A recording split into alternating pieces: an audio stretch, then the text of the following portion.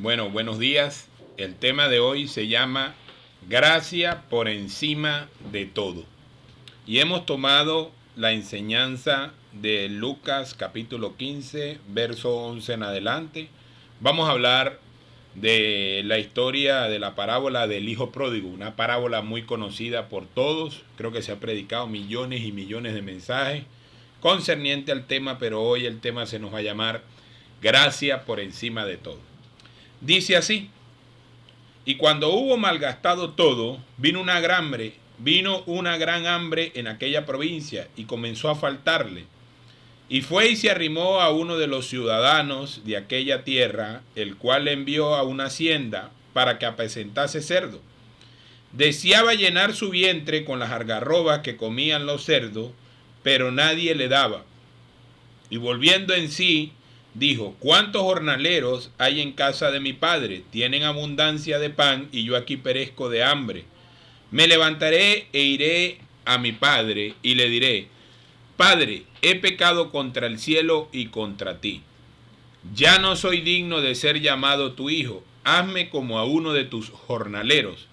Y levantándose vino a su padre, y aun cuando estaba lejos lo vio el padre y fue movido a misericordia. Y corrió y se echó sobre su cuello y le besó. Y el hijo le dijo: Padre, he pecado contra el cielo y contra ti. Ya no soy digno de ser llamado tu hijo. Pero el padre le dijo a su siervo: Sacad el mejor vestido y vestile, poné un anillo en su mano y un calzado en sus pies, y traed el becerro gordo y matalo, y comamos y hagamos fiesta, porque este es mi hijo muerto. Mi hijo muerto era y ha revivido, y se había perdido y es hallado, y comenzaron a regocijarse. Porque mi hijo muerto era y ha revivido, y se había perdido y es hallado, y comenzaron a regocijarse. He escuchado muchas prédicas tocante a este tema, a este tópico de la parábola del hijo pródigo. Antes de empezar, quiero hablarles que dos cositas importantes. Un pródigo es alguien que se gasta sus riquezas. Un pródigo es alguien que malbarata los fondos. Me dediqué a indagar, y a estudiar lo que era la pródigo. Y la palabra pródigo no es un hijo sinvergüenza, que se fue a la calle. No, un pródigo es alguien que malbarata, gasta, derrocha una herencia que no le costó nada, sus bienes. Y en los juzgados a veces se lleva a los pródigos a los tribunales y ellos le colocan un curador para llevar la administración, ¿no? Qué insólito, eso aparece hasta en la Constitución. Pero quiero hablarle de esta historia, de lo que es las consecuencias que traemos, que muchos conocemos, que arrastran por lo que es el pecado y todas estas cosas. Voy a empezar con el versículo 14 para ir desglosando y ir entendiendo lo que le quiero transmitir. Y cuando todo lo hubo malgastado, vino una gran hambre en aquella provincia, y comenzando a faltarle, fue y se arrimó a uno de los ciudadanos que hay en esta tierra, el cual envió a su hacienda para que apacentase cerdo. Y deseaba llenar su vientre con las algarrobas que comían los cerdos, pero nadie le daba. Cuando analizo las escrituras detenidamente, me doy cuenta que este hombre no comió cochino, no comió comida de cerdo, como dice la gente que estaba comiendo comida de cerdo. Él deseó comer de las algarrobas que se le echaban a los cerdos, pero no lo hizo. No es como dice la gente que estaba comiendo algarroba. Dice que él deseó comer, lo deseó en su corazón, ¿no? Me llama la atención dentro de la historia, porque muchas veces usamos esta parábola para añadir a los que se han ido de la iglesia, y cuando alguien se ha ido de nuestro lado, de nuestra vida, de nuestro camino, ha vuelto el hijo pródigo, decimos. Siempre hemos tenido la oportunidad, yo en lo particular, de poder recibir gente que se ha ido de mi lado, de mi vida. Inclusive yo lo he tenido que hacer. Hasta yo personalmente lo hice una vez con un tío mío. Me fui y después tuve que volver. Así me tocó. Inclusive hasta en mi trabajo me fui, pero no de mala manera, sino me fui y después volví porque me porté bien, ¿no? Pero estoy hablando del retorno. Siempre nos referimos a esas personas que han pecado, con un tono despectivo, los condenamos, los juzgamos. Pero hoy el mensaje que quiero hablarle lleva 3 puntos importantes y 3 maneras de ver las cosas. Los 3 puntos importantes es que este hombre se degradó porque perdió la posición de ser hijo y cayó en el deterioro. Y después del deterioro le vino la humillación, y después de la humillación vinieron los efectos del pecado. 3 cosas importantes pasan: la degradación cuando te alejas de Dios, cuando te alejas de tu casa. Segundo, viene el deterioro. Eso produce un deterioro en la vida espiritual, en la vida del ser humano. Tercero, viene la humillación de parte de todo su entorno, inclusive la misma humillación de parte de Dios. Ya lo voy a leer conforme a las Escrituras. Y después vienen los efectos del pecado. Bueno, la degradación es perder la posición en la cual se estaba. Por ejemplo, cuando usted era gerente y que lo pongan de barrendero, de ayudante. Entonces, la degradación produce un deterioro. Y para eso he tomado la cita de Lucas 11:26 que dice: y entonces va y toma otros 7 espíritus peores que él, y entrando mora allí, y el postrer estado de aquel hombre viene a ser peor que el primero.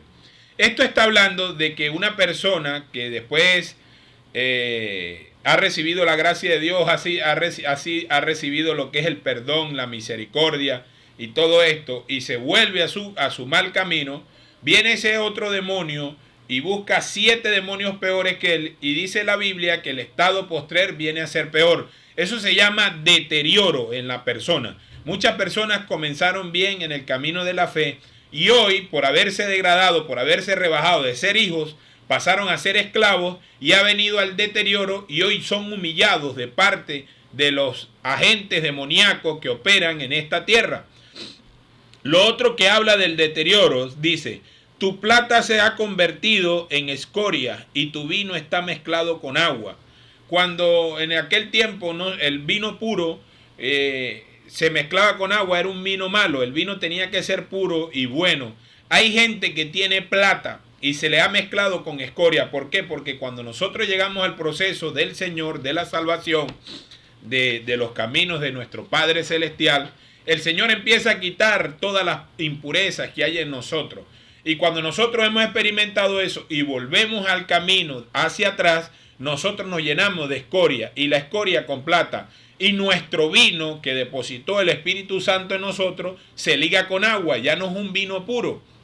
Y aquí donde viene el deterioro en la persona. La humillación, muchas veces la humillación la puede producir el mismo Señor. Sí, el mismo Señor puede estar produciendo la humillación en una persona. ¿Por qué? Porque la Escritura dice de la siguiente manera: mira todo soberbio y humíllalo, y quebranta a los impíos en su sitio. La soberbia del hombre le abate, pero al humilde del espíritu le sustenta la honra. Pero al humilde de espíritu le sustenta la honra. La soberbia del hombre le abate, pero el humilde de espíritu le sustenta la honra. Entonces, ¿por qué viene la humillación? Bueno, una de las cosas que tenemos que entender es que Dios resiste a los soberbios. Cuando tú no quieres nada con el Señor, cuando tú eres soberbio, se pudiera ser una persona que es soberbia cuando ha conocido la gracia de Dios, la misericordia de Dios, y se aparta y no quiere con nada con Él, evidentemente tiene que venir primero una humillación espiritual, porque Dios resiste a los soberbios, Dios abate a los soberbios. Dice que antes de la caída es la altivez de espíritu, y antes del quebrantamiento es la soberbia. O sea, hay una cosa que Dios no puede tolerar: la soberbia, la arrogancia. Y si te pones soberbio y si te pones rebelde en contra de Dios, evidentemente tiene que venir una humillación, aparte del deterioro, porque dice que el estado postrer viene a ser peor. Pero vamos a hablar de los efectos después de la humillación.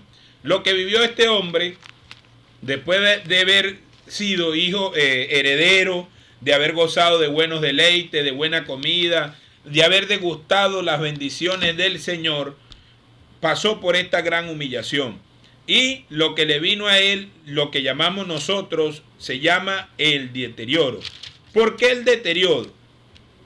Porque cuando el deterioro viene a nuestra vida, la humillación eso produce unas consecuencias del pecado. Y las consecuencias que arrastró este hombre, las consecuencias que él arrastró, fue el efecto de su pecado, de su rebeldía, de rebelarse contra Dios. Dice que él deseaba llenar su vientre de las algarrobas que comían los cerdos. Muchas veces, como hijos de Dios, hemos experimentado muchas bendiciones, hemos experimentado lo que es el banquete, estar sentado con Cristo Jesús en lugares de honra, y pasamos del reino de las tinieblas al reino de la luz, pero a veces no tenemos en cuenta que Dios nos ha puesto en honra y, como decimos en criollo vulgar, le damos con los pies a la bendición de Dios y nos alejamos. Y por eso llega el estado donde deseamos volver a comer hasta que los que comían los cochinos. Los cochinos comen mazagua, lo que en Barinas la palabra mazagua es los desechos de los alimentos, inclusive barro, estiércol. Ellos meten su pico allí y eso es lo que comen, pura basura. Y mucha gente le ha pasado así, después que han sido bendecidos, han sido prosperados, empiezan a desear comer lo que comen los cochinos. Y nunca han pensado, como el hijo pródigo, de voltear su mirada a Dios y regresar. Me llama la atención porque siempre en el Evangelio nosotros estamos dando enseñanzas, qué se debe hacer, qué no se debe hacer, debemos apartarnos del pecado. Y eso enseña la naturaleza de Dios. Pero cuando uno se va a la práctica y entiende que Dios siempre trata de darnos principios, de darnos de su amor, de darnos conductas de comportamiento para que nosotros nos mantengamos en la cordura y no volvamos atrás, la verdad es que siempre el corazón del hombre ha amado las tinieblas, porque la Escritura dice, y esta es la verdad, que la luz vino a los hombres, pero los hombres amaron más las tinieblas que la luz.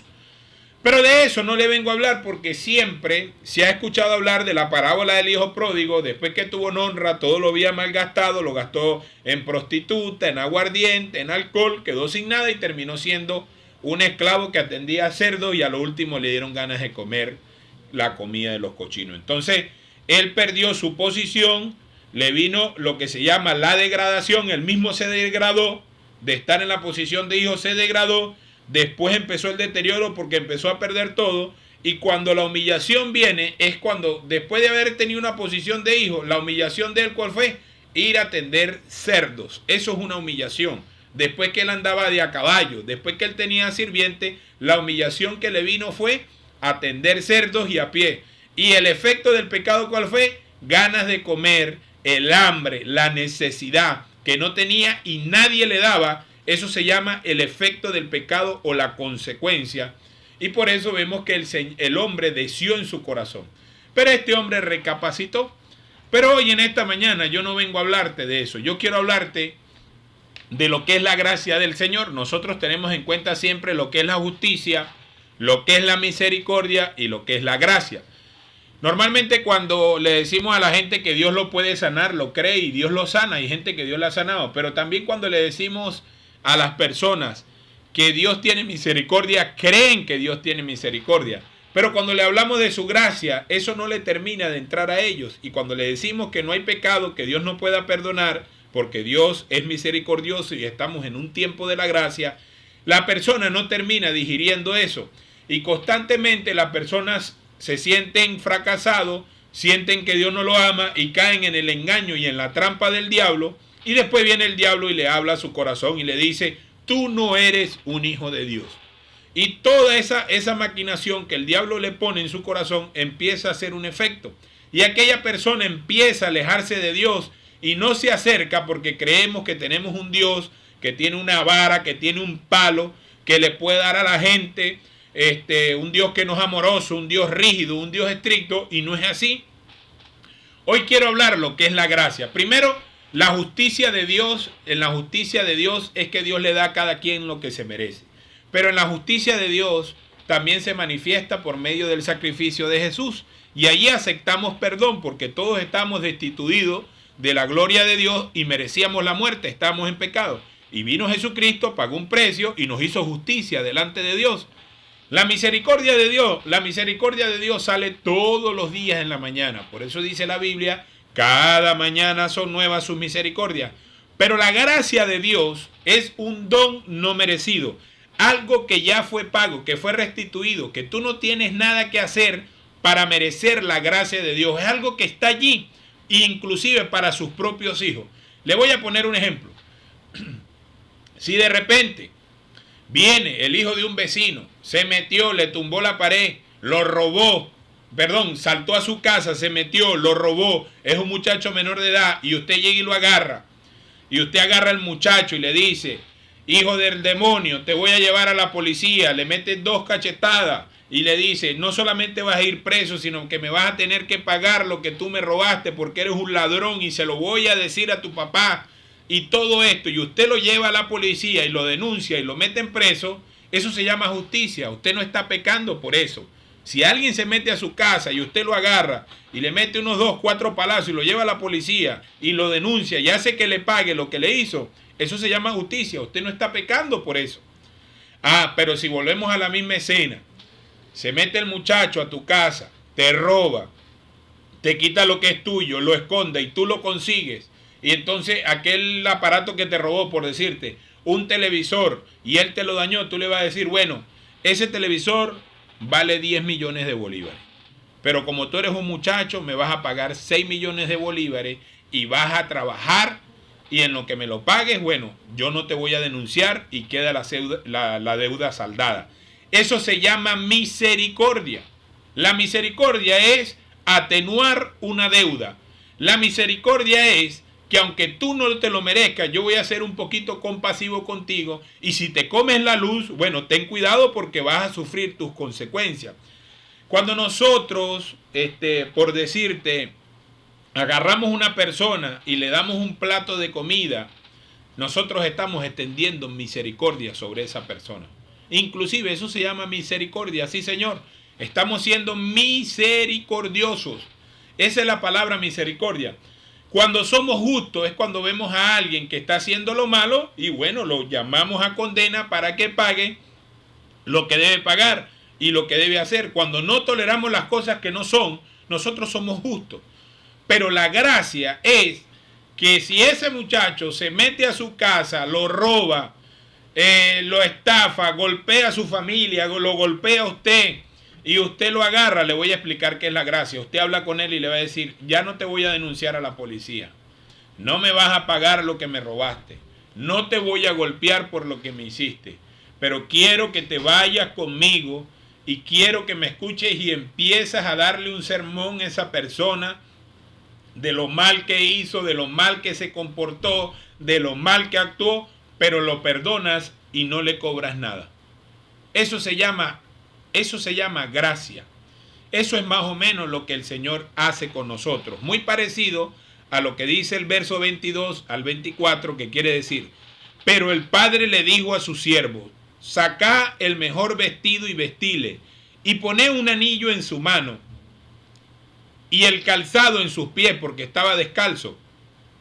Y trae el becerro gordo y matalo, y comamos y hagamos fiesta. Porque este es mi hijo muerto, era y ha revivido, y se había perdido y es hallado, y comenzaron a regocijarse. Una de las cosas que tú tienes que entender es que Dios no es como los hombres. Este padre no le recriminó. Este padre no le dijo: ¿por qué te lo gastaste? Eres un sinvergüenza. Le cayó a palo. Te voy a enseñar. Te voy a dar una lección para que aprendas a respetar la familia. Para que aprendas a respetar a tu padre. Para que no seas un malgastón. No seas un sinvergüenza. Porque te acostaste con la prostituta. Esta que me la hace, me la vas a pagar. No empezó a darle lo que conocemos en criollo como un jarabe de lengua. Una enjabonada. No, no, no. Aquel padre llamó a sus siervos, dijo: vístanle, póngale el anillo representa la autoridad, lo restauró, lo que se llama la restauración, como lo hace un padre, con sus hijos.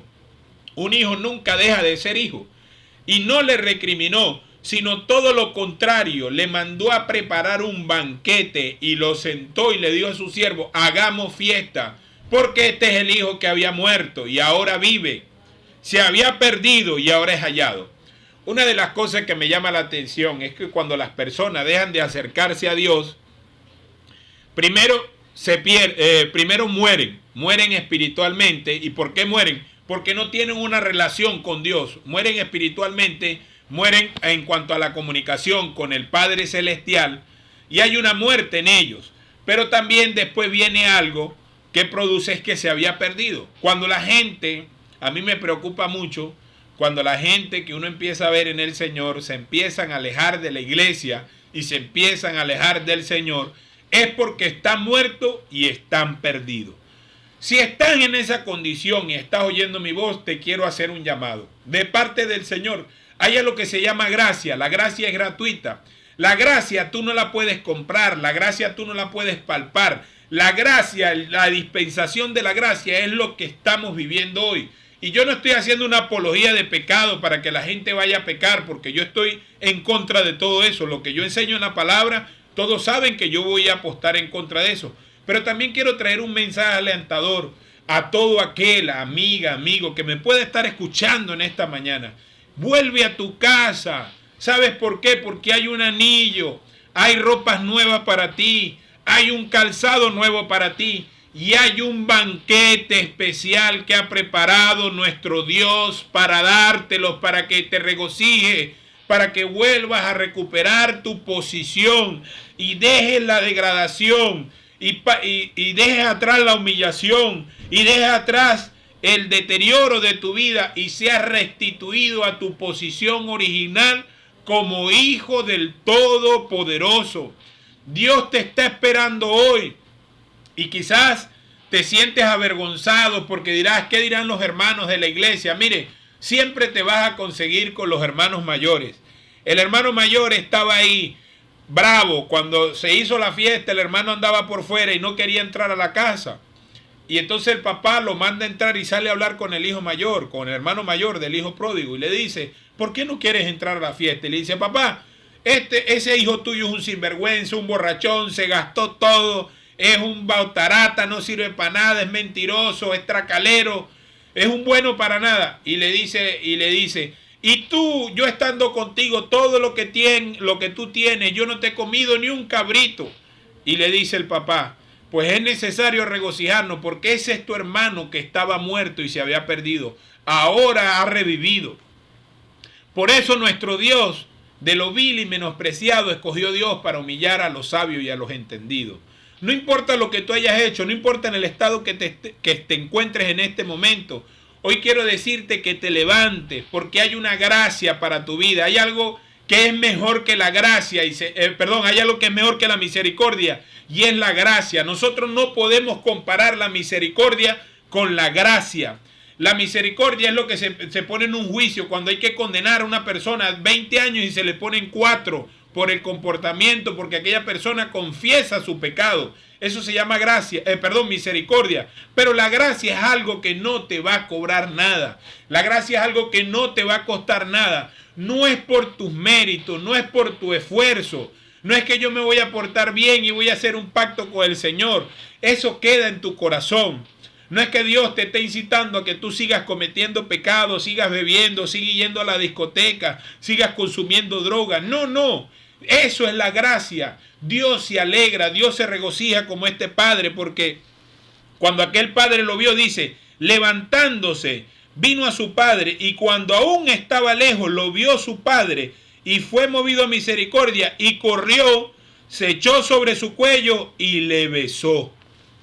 Así te está esperando el Señor hoy en tu casa, porque el Señor quiere agarrarte, el Señor quiere besarte, el Señor quiere estar contigo. Y aunque tus hermanos mayores te desprecien, te aborrezcan, te critiquen, no importa.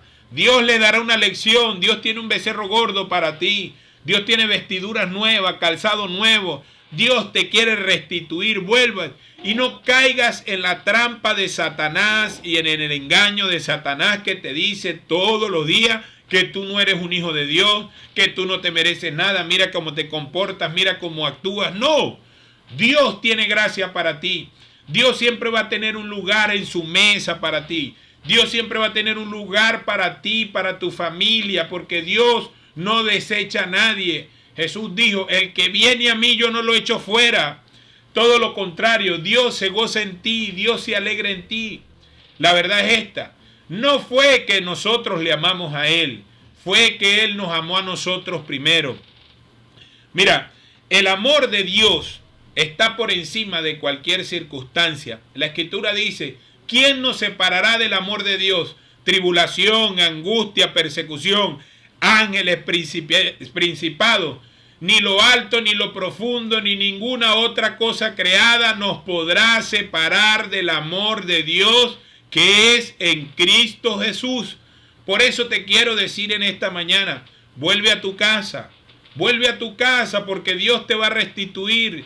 Dios te va a sacar de la humillación, Dios te va a sacar del deterioro y te va a poner en el rango que estaba. Si te degradaste, si eras antes general y ahora eres un raso, bueno, Dios te va a poner de nuevo como un príncipe, como una princesa del Señor, porque no importa lo que hayas hecho. Hoy te quiero hablar de ese Dios que ama, que da su vida por sus ovejas, que te está esperando con los brazos abiertos para que tú vuelvas, para regocijarse contigo. Me llama la atención el verso 31 y el verso 32 de la misma historia donde dice: y entonces le dijo, hijo, tú siempre estás conmigo y todas mis cosas son tuyas. Me era necesario hacer fiesta y regocijarnos, porque este tu hermano era muerto y ha revivido, y se había perdido y es hallado. Mire, hay una fiesta, hay una alegría, hay un regocijo de parte de nuestro Señor cuando te ve entrando a su iglesia. Él se alegra, Él se regocija. Mira, hay gente que dice, yo no sirvo para esto. Pues yo le voy a decir la verdad, hermano, yo tampoco sirvo para esto. Yo a veces me siento mal y le digo, Señor, a veces no puedo ni conmigo mismo, pero entiendo que no es mi justicia. Entiendo que yo no puedo hacer nada, que es su gracia que está por encima de todo. Y tú tienes que aprovechar gracia. Pide gracia, Señor, dame tu gracia. Y vuélvete al redil, vuélvete al camino. Que aunque tus hermanos se quejen, aunque tus hermanos hablen lo que les dé la gana, que hablen, mi hermana, que hablen, mi hermano. Hay un Dios que se regocija. Para ti es más importante lo que pueda pensar Dios que lo que puedan pensar los hombres, que lo que puedan hablar, que lo que ellos puedan decir. No vayas a creer que Dios está bravo contigo, no. Fue producto de tu decisión estar como estás, alejado de Dios. Si te alejaste, te habías perdido. Si estás muerto, porque sin Cristo estamos muertos. La Biblia dice que sin Él nada podemos hacer. Vuélvete, busca el camino, haz como el hijo pródigo. En la casa de mi padre hay muchos jornaleros. Escuche esta palabra. En la casa de mi padre hay muchos jornaleros. Jornalero es alguien que trabaja. Y hay muchos que se creen dueños de la iglesia, muchos líderes, muchos pastores, muchos ujieres que no son dueños de nada, son unos jornaleros. Son jornaleros, porque un jornalero es un jornalero, pero la condición de hijo, la posición, todos saben que Dios nos las ha dado. Dios, mira cuán amor nos ha dado el Padre, que seamos llamados hijos suyos. Nos ha hecho hijos suyos. Imagínese usted, inclusive dentro de la iglesia hay muchos jornaleros. Piense en eso. No piense que la gente te ha corrido, te ha hecho mala cara. Ellos no son dueños de nada, hermano. El dueño de la obra es nuestro Dios, nuestro Señor, que Él preparó para que tú anduvieras, para que tú estuvieras a su lado. ¿Tú crees que Dios no se entristece? Yo me imagino al padre del hijo pródigo sentado afuera y dice que cuando lo vio de lejos, salió corriendo. Cuando lo vio de lejos, eso quiere decir que él en su corazón lo estaba esperando. Él en su corazón lo estaba anhelando. Así está Dios, viéndote de lejos. Pero Él quiere que tú vengas a Él. Él quiere que tú dejes ese paso. Él no quiere que tú llegues al extremo de tu humillación, de querer comer comida de cochino. Pero tú tienes que levantarte y tú tienes que reconocer su gracia. Su gracia es para siempre. Su gracia es eterna. Mira, su gracia y su misericordia es mejor que la vida.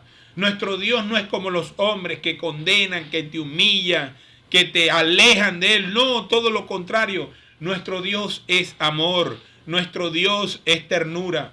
Quiero cerrar con esto donde Pablo decía: las cosas que no quiero hacer son las que hago, y las que debo hacer son las que no hago. ¿Quién me librará de este cuerpo de muerte? Porque la ley del pecado está en mí. Mire, hermano, hay cosas que el mismo Pablo, siendo el apóstol Pablo, no quería hacer y las hacía.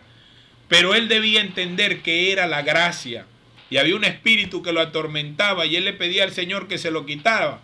Y Dios le dijo: bástate mi gracia. Hoy el Señor te dice: bástate mi gracia. Tú tienes un boleto al cielo. Tú no lo puedes perder y ese boleto te lo entregó Jesucristo.